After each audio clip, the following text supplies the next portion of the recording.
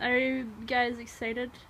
Super excited. Stand in the cold and with No. violets. No. No.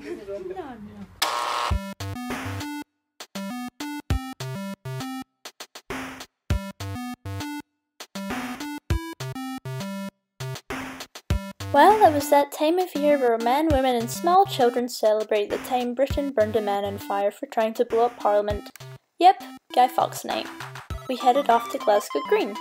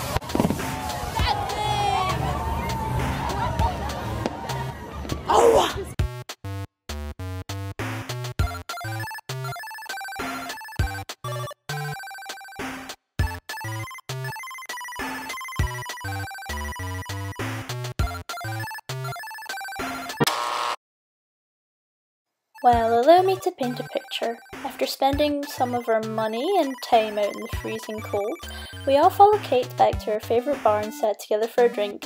Then we all got tired and went home to our beds. Here's a hint: if you go, bring money for the rides because they're expensive, and maybe bring your own food because that is expensive too. Well, that's it. Goodbye!